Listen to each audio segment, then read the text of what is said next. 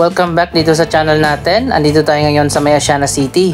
Magbibigay tayo ng latest update sa mga bagong istasyon ng LRT Line 1. Ilang buwan na lang at magiging operational na ang Phase 1 ng Cavite Extension Project, kung saan 5 istasyon ang naitayo na.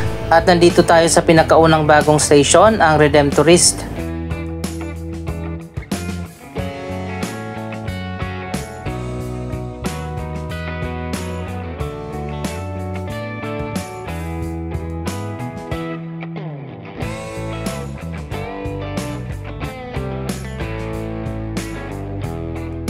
Itinayo ang bagong station dito sa kabilang side ng Roxas Boulevard, dito na sa side ng Asiana City.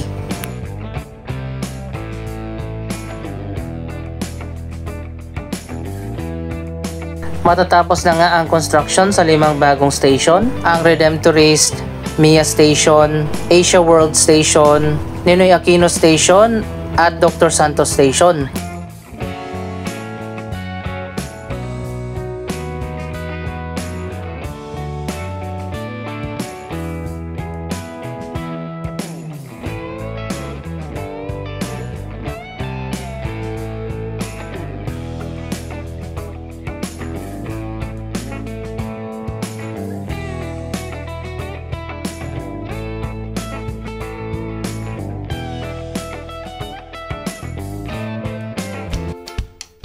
So ayan guys, makikita na natin, ito na talaga ang final na design ng mga bagong istasyon ng LRT Line 1. Simple lang ang design ng mga station na inspired sa disenyo ng mga lumang istasyon mula sa Baclaran hanggang sa monumento. Nagkaroon lang ng improvement sa design at ngayon ay meron ng concourse level at magkakaroon na rin siguro ng escalator at elevator.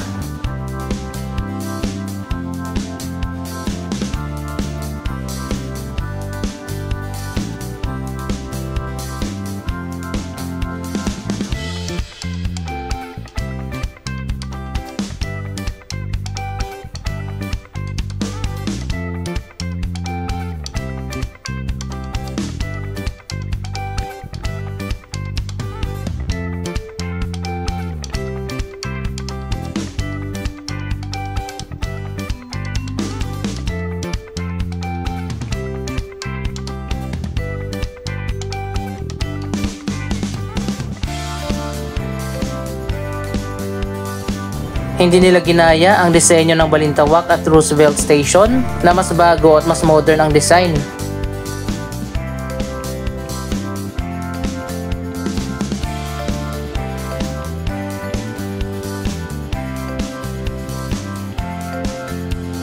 Andito tayo sa likod ng Redemptorist Station. Yung kabila nito sa tapat ay ang Redemptorist Road na katabi ng Baclaran Church.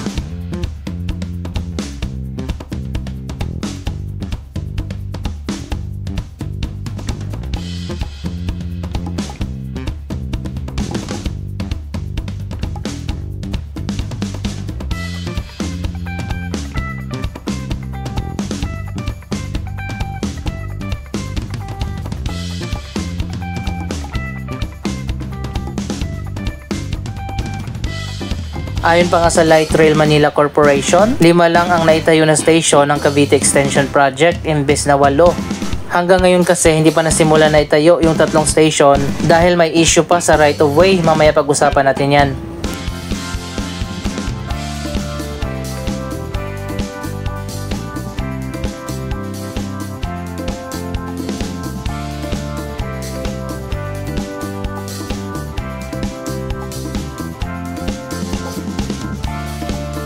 Nakaschedule na nga na maging operational ang 5 bagong istasyon ng LRT Line 1 bago pa matapos ang 2024.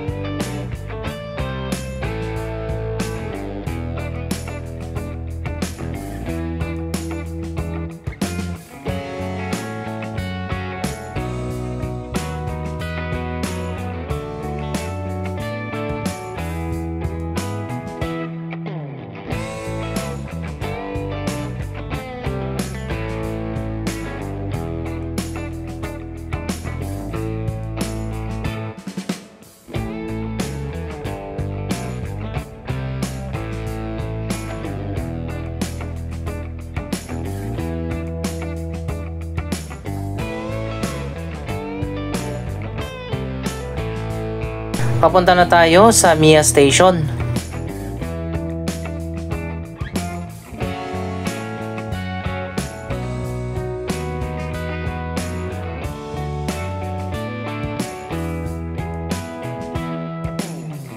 Tapos na ang construction ng Redemptorist, Mia Station at Dr. Santos Station. Samantala tinatapos na rin ang Ninoy Aquino Station na malapit sa airport at ang Asia World Station na katabi naman ng PTEX.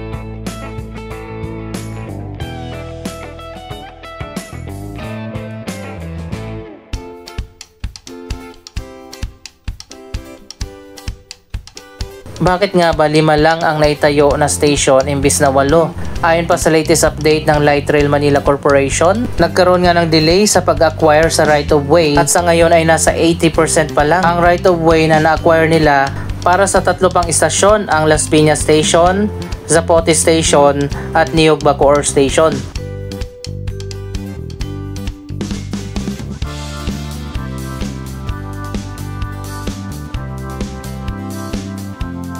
Ayon pa nga sa Light Rail Manila Corporation, ngayong 2024 hanggang buong year 2025, sisikapin nila na makuha na ang 20% na remaining na right of way na hindi pa nila nakukuha para maitayo na yung mga station. At inaasahan naman nila na sa year 2026 pa magsisimula ang construction sa 3 pang station sa Las Piñas, Zapote at Bacoor.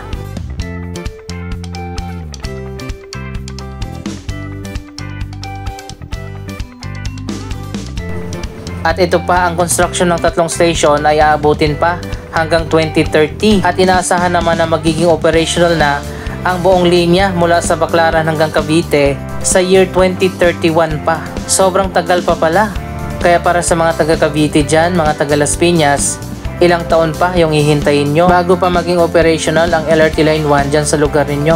Mabuti na lang at natapos na ang 5 istasyon ng Phase 1 na magiging operational na ngayong 2024.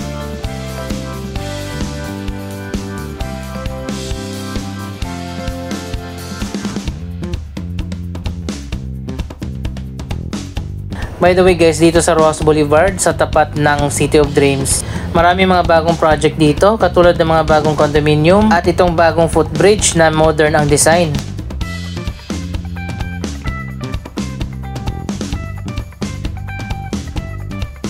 Mas maganda naman yung footbridge na ito kaysa sa mga footbridge na gawa ng MMDA.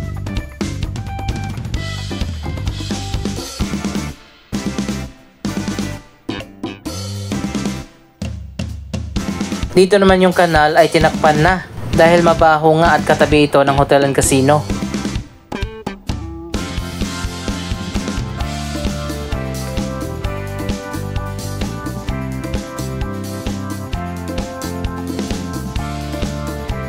Sana ganito man lang ang design ng mga footbridge. Yung iba nga wala pang mga canopy.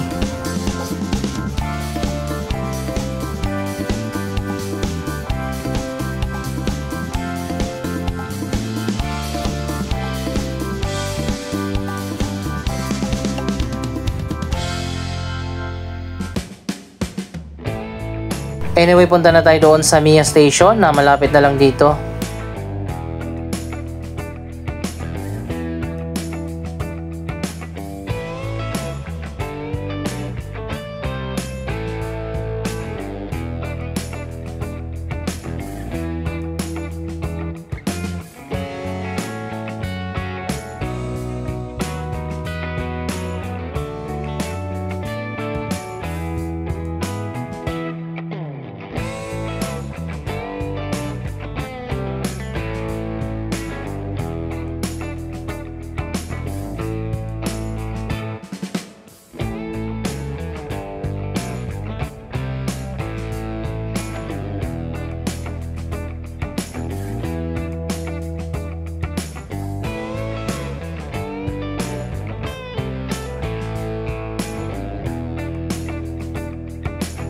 So ayan guys, makikita na natin ang Mia Station. Dito yan itinayo sa dulo ng Roxas Boulevard.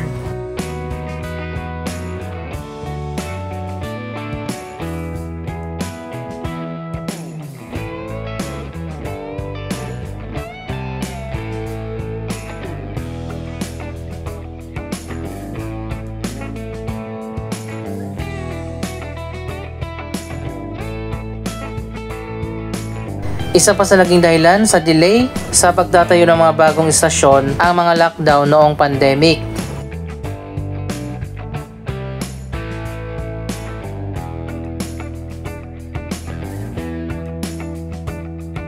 Ang Phase 2 ng proyektong ito ay may haba na 3.2 kilometers. Magtatayo ng dalawang station, ang Las Piñas at Zapote Station. Ang Phase 3 naman ay may haba na 2.4 kilometers at magtatayo ng isang station sa Niog Bacoor, Cavite. Halos 12 kilometers ang haba ng Cavite Extension Project at madadagdagan ng 8 station ng LRT Line 1 mula sa 20 stations ay magiging 28 na.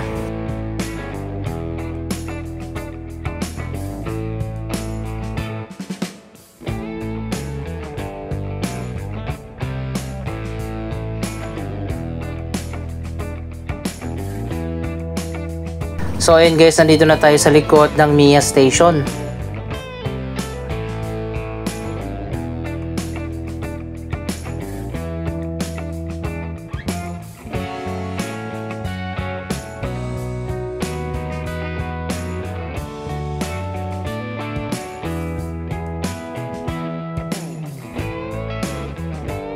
Tapos na rin ang station na ito. Nakaparehas lang din ang design sa Redemptory Station. Ang concourse level ay nasa ground at elevated naman ang platform level.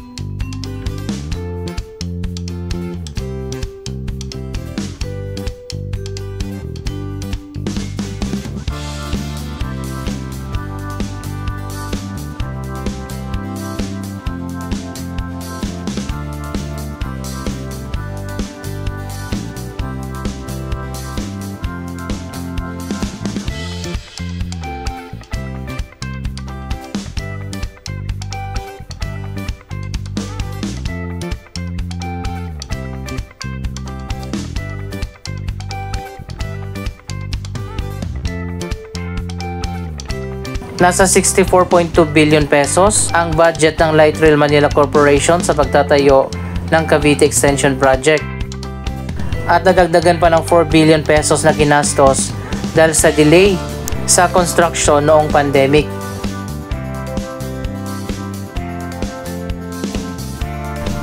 Tatlong weekend pa lang ngayong August ang hindi magkakaroon ng biyahe ang LRT Line 1 para yan sa paghahanda sa opening ng 5 bagong istasyon sa mga susunod na buwan.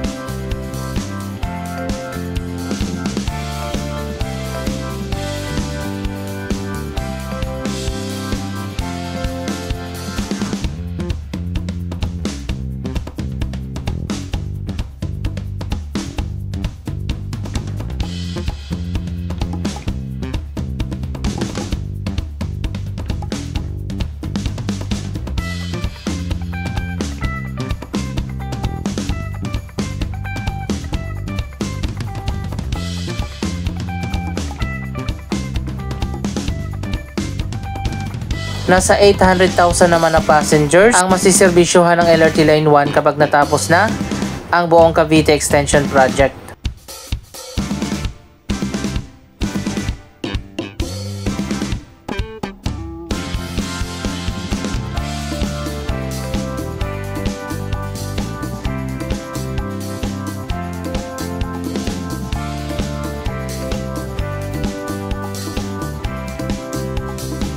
Excited na ba kayo sa opening ng 5 bagong station ng LRT Line 1? Anong masasabi nyo sa balitang ito? Mag-comment lamang dyan sa baba ng inyong mga reaksyon. Maraming salamat sa inyong panonood. Don't forget to like, share, comment, at subscribe. Thank you for watching!